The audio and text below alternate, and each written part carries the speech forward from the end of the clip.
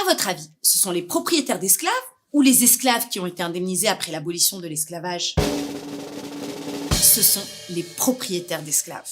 Oui, après l'abolition définitive de l'esclavage en 1848, la France a choisi d'indemniser les propriétaires d'esclaves pour les dédommager de la perte économique entraînée par l'émancipation générale. Oui, il y a eu des débats à l'Assemblée nationale sur la moralité de cette compensation, qui allait revenir aux propriétaires d'esclaves plutôt qu'aux esclavisés. Mais la décision a vite été prise. Et une loi relative à l'indemnité accordée aux colons par suite de l'affranchissement des esclaves a été votée les 19 janvier, 23 et 30 avril 1849 à l'Assemblée nationale. Cette loi va attribuer 126 millions de francs or aux 10 000 propriétaires d'esclaves, soit 1,3% du revenu national d'alors, l'équivalent de 27 milliards d'euros aujourd'hui. L'Empire français perd alors près de 250 000 esclaves dans ses colonies, en Martinique, en Guadeloupe, en Guyane, à La Réunion, au Sénégal et à Madagascar. Et si on en parle aujourd'hui, c'est d'abord parce qu'on n'est pas sûr que vous sachiez tous qui avait été indemnisé par la France après l'abolition de l'esclavage, mais c'est aussi parce qu'en mai 2021, dans le cadre du projet Repairs, un groupe de chercheurs du CNRS a publié une base de données détaillée dans laquelle sont énumérés les noms des propriétaires d'esclaves ayant reçu des compensations, le nombre de titres d'indemnité reçus et les sommes perçues par ces propriétaires déchus. Exemple. Louis-Marie Gabriel Lequat de Kervegen, propriétaire de centaines de terres au tampon à La Réunion et de 1787 esclaves, a reçu 1,9 million de francs or pour le compenser de leur émancipation. La famille Gradis, qui possédait des centaines d'esclaves en Martinique, a reçu près de 100 000 francs or. Ses descendants gèrent aujourd'hui une société de gestion d'investissement financier. Car c'est aussi de ça qu'il s'agit. De grandes fortunes et entreprises françaises se sont nourries de l'esclavage et continuent de prospérer aujourd'hui. Un sujet tabou en France, mais de plus en plus évoqué au Royaume-Uni. Ainsi, après la mort de George Floyd, un homme noir tué par un policier blanc à Minneapolis en mai 2020, le monde a ouvert un peu les yeux sur son passé colonialiste et esclavagiste. Au Royaume-Uni, la Royal Bank of Scotland, la Lloyds Bank, la Bank of England et le brasseur Greene King ont reconnu que certains de leurs fondateurs avaient bénéficié de la traite des Noirs. Comme le projet Repairs, une base de données britannique de UCL, University College London, nommée Legacies of British Slave Ownership, avait publié des informations exhaustives sur les expéditions négrières, pour que les entreprises reconnaissent leur lien avec la traite transatlantique. Et en France, silence radio.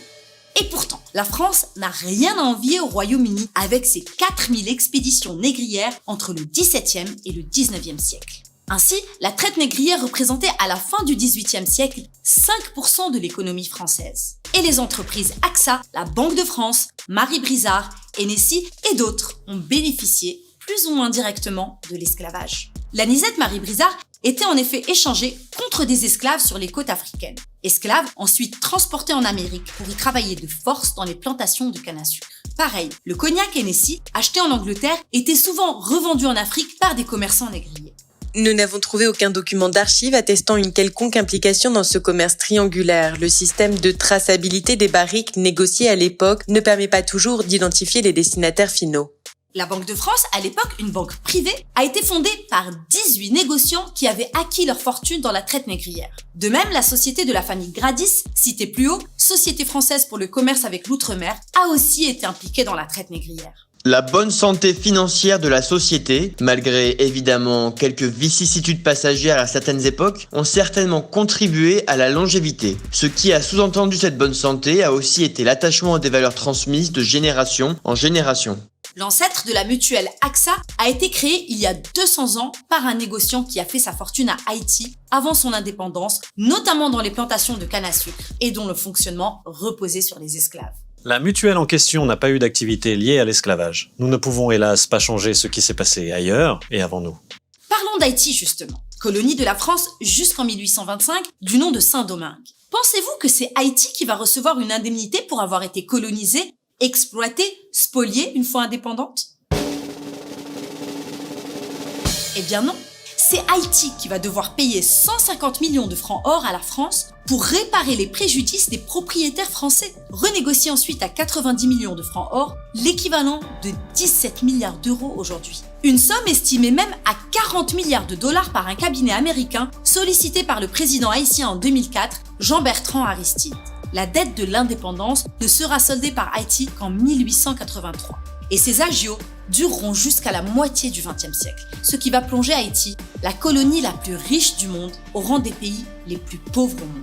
D'ailleurs, le principe du dédommagement des propriétaires d'esclaves en 1848 a été calqué sur celui de l'indemnité imposée à Haïti 23 ans plus tôt. Enfin, on ne peut parler des indemnités versées aux propriétaires d'esclaves sans parler du sujet des réparations, attendues par les descendants d'esclaves pour compenser les atrocités subies par leurs ancêtres et dont ils continuent de subir indirectement les conséquences. En France, 4 ans après la loi Taubira de 2001 qui reconnaît l'esclavage comme un crime contre l'humanité, le mouvement international pour les réparations a réclamé 200 milliards d'euros à l'État français au titre de la compensation de la période de l'esclavage. Une demande jugée irrecevable car les juges ont estimé qu'il était impossible d'établir le montant des dommages pour des faits aussi anciens. En mai 2015, François Hollande semblait vouloir clore le débat. L'indemnisation est incalculable en raison du temps. Le préjudice lié au fait de l'esclavage ne s'avère pas compensable. C'est un préjudice de l'histoire qui ne peut être soldé que par l'histoire, par l'action politique. Mais des associations, notamment en Guadeloupe et en Martinique, veulent continuer le combat judiciaire en réparation contre l'État français et veulent déposer un recours à la Cour de cassation, voire à la Cour européenne des droits de l'homme si besoin. Et vous ? Saviez-vous qui avait reçu des réparations après l'abolition de l'esclavage ? Pensez-vous que les descendants d'esclaves obtiendront un jour réparation de ce crime contre l'humanité ? Et sous quelle forme ces réparations devraient-elles se faire ? Des excuses ? De l'argent ? Des enseignements ? Des monuments ? Des quotas ? Dites-nous en commentaire ce que vous en pensez. Si vous avez aimé cette vidéo, n'hésitez pas à liker, à commenter, à partager et à nous dire ce que vous voulez qu'on traite dans les prochaines vidéos. Aussi, pour plus de contenu, abonnez-vous à notre chaîne YouTube.